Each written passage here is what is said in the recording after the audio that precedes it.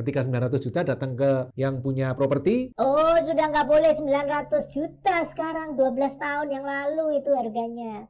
Sekarang harganya 5 miliar. Wow, langsung itu beresin semua, rapiin semua. Bayar denda, wah dendanya ratusan juta teman-teman.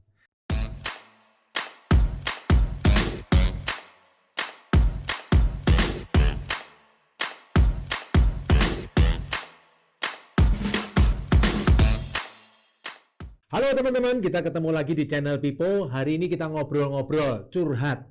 Ya, saya curhat tentang enak nggak sih punya 50 properti, atau malah lebih tepatnya nggak enaknya apa sih? Kalau dibilang enaknya apa, jelas teman-teman, punya properti banyak itu enak, ya kan? Sudah on track sesuai yang saya harapkan. Di awal dulu pengennya kan punya banyak properti, bisa menghasilkan passive income gitu kan. Pengennya seperti itu sudah pasti enak lah. Tapi nggak enaknya apa sih? Punya 50 properti itu nggak enaknya apa? Satu, teman-teman, apa? Iya, kreditnya banyak, teman-teman. Saya punya banyak kredit yang luar biasa banyak, ya kan? Setiap bulan harus bayar angsuran. Karena untuk di properti, teman-teman, kalau teman-teman mau pakai invest secara cash, ya mungkin akan terbatas. Tidak semua orang bisa punya banyak properti. Tapi kalau saya, rakyat jelantah, kaum umbi-umbian, waktu beli satu aja udah pakai kredit. Apalagi ketika beli 50, pasti kredit lagi, kredit lagi, kredit lagi. Kenapa perlu pakai kredit? Kalau saya ngelihatnya ya, karena kalau pakai cash, nggak kekejar. Contoh, 2008 saya beli properti pertama 900 juta. Padahal income saya waktu itu 0, bangkrut. Tapi sebelum bangkrut, income-nya 6 juta dah, anggap aja. Nah, 6 juta untuk ngumpulin 900 juta, itu kan 150 bulan, teman-teman. Alias nggak makan, anak-anak nggak sekolah, nggak beli baju, nggak kemana-mana. Pokoknya di rumah, kerja, di rumah, kerja, di rumah, kerja, di rumah. Terus 150 bulan, baru kekumpul uang 900 jutanya. Padahal 150 bulan berapa tahun? 12,5 tahun.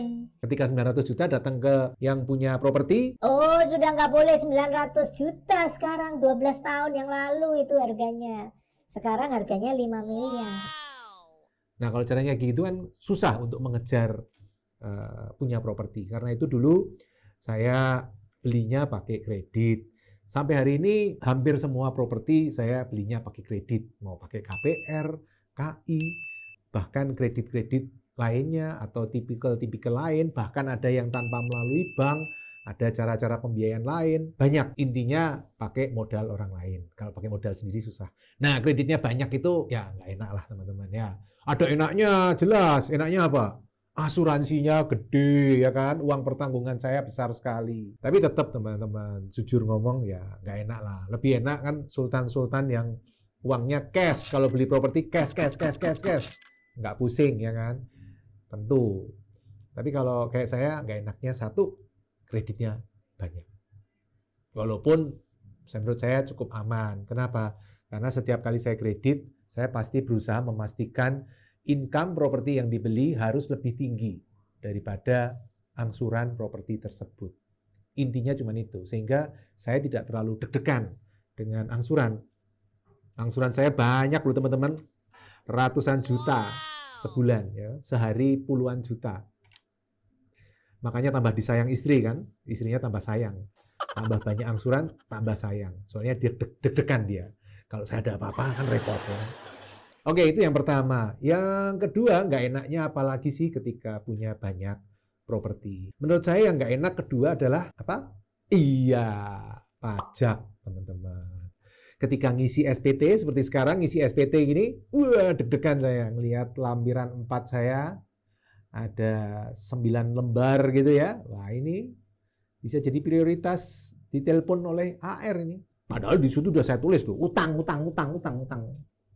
Tapi tetap deg-degan lah teman-teman. Ya pajak secara umum relatif saya patuh. Tapi ya tetap kalau ditelepon orang pajak tetap deg-degan juga. Waduh, ada apa lagi nih? Ya, jadi tetap ya ada enaknya dan nggak enaknya. Itu yang nggak enaknya yang kedua. Pajak deg-degan. Walaupun relatif kita sudah berusaha patuh, khawatirnya ada yang lupa. Yang itu belum dimasukin ke daftar aset. Kadang-kadang kan gitu. Kadang-kadang kan selama setahun kita ya kerja terus kan kadang-kadang lupa. Tahun ini apa ya? Tahun ini apa ya? Saya itu baru sadar properti banyak itu waktu tax amnesty 2016. Jadi sebelum 2016 itu udah pokoknya hajar terus, beli properti sikat terus, pajak nanti dululah. Namanya orang nggak punya apa-apa gitu kan, rakyat jelantah, kaum umbi-umbian, sikat terus. Pajak banyak yang nanya ke saya, Pak Pipo, pajaknya gimana? nantilah, nanti diberesin di belakang lah. Yang penting sekarang jalan dulu. Karena kalau semua mau sempurna, ya mungkin nggak jalan-jalan teman-teman. Makanya saya termasuk yang bersyukur, senang ketika ada tax amnesty 2016. Wow, langsung itu beresin semua, rapiin semua. Bayar denda, wah dendanya ratusan juta teman-teman. Tapi tetap bersyukur. Nah itu nggak enaknya. Nomor 2 adalah pajak deg-degan ya. Nomor 3 nggak enaknya adalah karena properti, tidak semua properti saya cek setiap kali. Saya itu sering ada kekhawatiran propertinya jangan-jangan diserobot orang. Terutama properti-properti yang berupa tanah kosong. Jadi saya tidak suka beli tanah kosong teman-teman. Cuman kadang-kadang beli, ada sisanya 200 meter. Ada sisanya di belakang 100 meter. Nah saya kan jarang kontrol. Kalau yang sebagian besar memang dipakai untuk bisnis. Minimarket waralaba, kos yang dikelola operator, warteg, toko ban motor, ataupun disewakan orang, itu relatif aman. Tapi kadang-kadang ada tanah-tanah sisanya yang itu agak deg-degan juga ya kan. Jangan-jangan diserobot orang nanti. Saya nggak pernah ke situ, tahu-tahu ada yang menduduki gitu kan repot.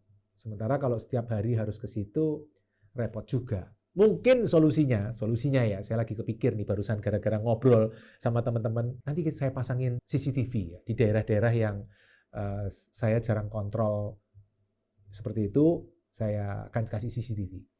Karena masalahnya saya kan di Jakarta, tinggalnya di Jakarta, walaupun medok-medok gini tapi tetap saya orang Jakarta nih.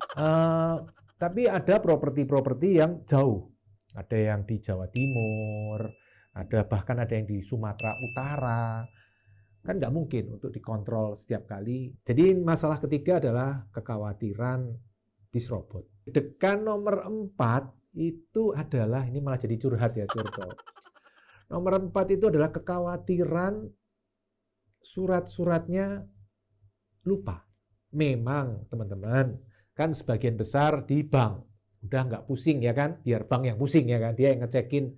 Misalnya seperti masa berlaku SHGB-nya kapan, kalau ya PBB-nya sudah dibayar belum. Nah itu kadang-kadang ketinggalan ya kan. Memang teman-teman lebih enak ketika kita beli properti pakai kredit ya kan, tanahnya dijaminkan. Ada bank yang bantu ngecekin. Ini alasan, padahal sebenarnya nggak punya duit, tapi alasannya seperti itu ya teman-teman, kesannya kayak Wah, ini kredit biar supaya orang bank mau bantuin saya ngecek. padahal sebenarnya enggak teman-teman. Memang dasar nggak punya duit aja, rakyat jelantah kaum umbi-umbian, tapi pengen beli properti ya pakai bank. Tidak harus pakai bank sih teman-teman, tapi 90% saya pakai bank, 10% ada non bank. Ntar kapan-kapan kita cerita-cerita tentang non bank ya. Selain bank, apalagi sih pembiayaan yang bisa kita dapatkan untuk beli properti selain dari bank. Nah itu ada beberapa alternatif. Kapan-kapan kita ngobrol-ngobrol. Nah balik lagi, jadi ada kekhawatiran SHGB terutama ya, yang jatuh tempo tapi tidak termonitor. Makanya saya selalu bikin di Excel daftar sertifikatnya, terus posisi di mana, di bank mana. Nah terus kalau HGB, terutama HGB, itu habisnya kapan? Yang terdekat sih seingat saya nanti 2026. Jadi masih sekitar 3 tahun lagi teman-teman. Tapi ya itu yang terdekat. Saya ingat-ingat angka yang terdekat. Berarti nanti setelah itu angka terdekat lagi yang SHGB-nya habis kapan. Yang saya ingat-ingat seperti itu. Itu nomor 4. Nah nomor 5 teman-teman. Nomor 5 kesulitan atau gak enaknya orang kalau punya banyak properti yang bisa menghasilkan passive income. Itu Itu nggak enaknya nomor 5 apa? Jadi males kerja, ya kan? Saya tuh kadang-kadang sering mikir, ngapain ya kerja susah-susah? Setiap hari harus ke kantor, Senin sampai Jumat harus ke kantor, stres, pusing. Belum lagi urusan ini itu, ya kan? Malah jadi curhat ya. Sementara kalau punya properti penghasil pasif income, itu enak ya kan? Tidur, uangnya mengalir. Tidur lagi, uangnya mengalir. Jalan-jalan ke luar negeri, uangnya mengalir. Senang-senang sama keluarga, uangnya mengalir. Nah, lama-lama jadi mikir, ngapain ya kerja? Kerja udah stres, pusing, duitnya dikit lagi. Nah, sementara dari properti penghasil pasif income, wah lebih enak. Kerja nggak perlu setiap hari, propertinya yang bisa menghasilkan. Nah, itu kan malah lebih enak. Nah, jadi itulah teman-teman, suka duka, bukan suka duka ya, terutama dukanya atau nggak enaknya kalau punya properti banyak. Saya tetap bersyukur sudah menjalani dari 2008 saya beli properti pertama walaupun kredit full tanpa modal sampai hari ini saya bisa mengumpulkan properti, tetap bersyukur walaupun tetap kreditnya tetap banyak ya, belum lunas semua, tetap saya bersyukur dan saya selalu ngomong ke teman-teman sebaiknya segera investasi properti, terutama properti yang menghasilkan passive income. Karena ternyata punya properti penghasil passive income yang banyak, itu enak atau enak banget. Oke teman-teman, kita ketemu di video yang lain. Mudah-mudahan pengalaman ini bermanfaat untuk teman-teman. Salam passive income property. Terima kasih telah mengikuti video hingga selesai. Untuk yang belum subscribe, ayo subscribe channel Pipo Hargianto dan klik lonceng notifikasi untuk mengikuti video-video selanjutnya. Teman-teman juga bisa mengikuti seminar-seminar gratis yang saya bagikan. Silakan daftar melalui nomor berikut.